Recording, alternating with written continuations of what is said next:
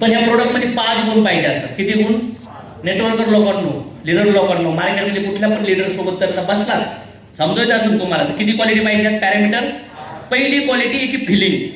हातात घेतल्यावर हे प्रोडक्ट फील कसं होते, काय फील होते? पॅकिंग आणि याचं फिलिंग, हे क्वालिटी दिसलं पाहिजे. इथे लक्षात, पहिला पार्ट पॅकिंग आणि फिलिंग. दुसरा पार्ट त्याची MRP, मॅक्झिमम रिटेलिंग प्राईस, हा दुसरा पॅरामीटर आहे. आपली MRP मार्केट रेंजमध्ये आहे का नाही आहे, लोकांना रिटेल होतात की नाही आपले प्रोडक्ट्स. ओके. तिसरं पॅरामीटर, ह्या प्रोडक्टची डिस्ट्रीब्युटर प्राईस पाहावी. कुठली डिस्ट्रीब्युटर प्राईस? कस्टमरला काहीच घेणं देणं नाही आहे, पण लीडरला डिस्ट्रीब्युटर प्राईस अंडरस्टँड करते. Yes or no?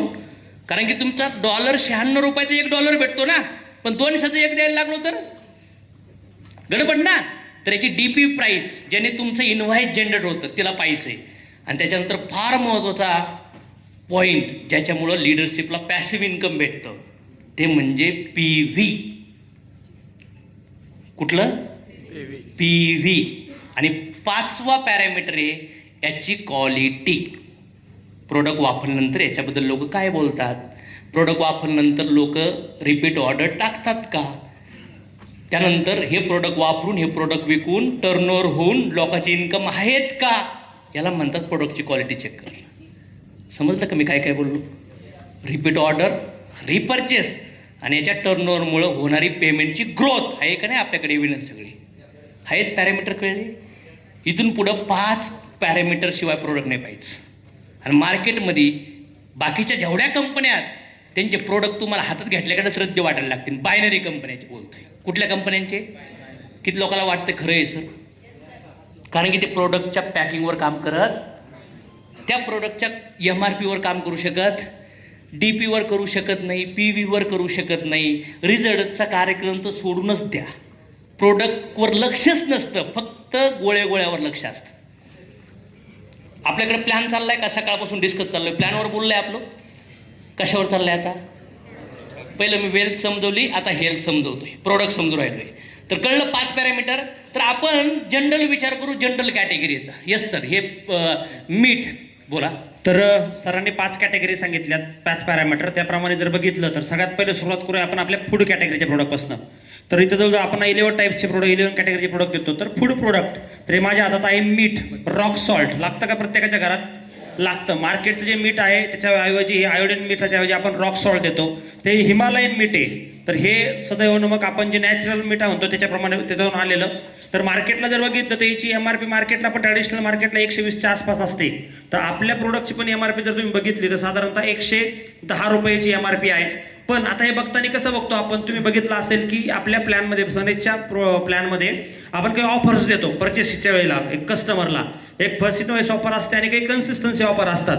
जर नॉर्मली एखाद्या व्यक्तीने फर्स्ट टाइम जरी परचेस केलं तर त्याला सगळे प्रोडक्ट जर पाहिले तर ऑन दी स्पॉट MRPच्या अगेन्स्ट किती टक्के पर्सेंटेजमध्ये डिस्काउंटमध्ये मिळतात? रिटेल प्रॉफिट 30% पर्यंत, 15% त्याला फ्री प्रोडक्ट आणि कॅशबॅक मिळून 50%. म्हणजे हे 110चं प्रोडक्ट त्याला कितीला पडलं? हॅलो, 55 रुपयाला. आणि इंडियामध्ये सोडा कुठेही जाऊन चेक करा, 55 रुपयाला मित्रांनो रॉक सॉल्ट कुठेही मिळत नाही. तर ह्या पद्धतीने आपण प्रत्येक प्रोडक्टच्या कॉस्ट चेक करू शकतो. आता अमोल सराच्या पॉईंटवर कंटिन्यू करतो.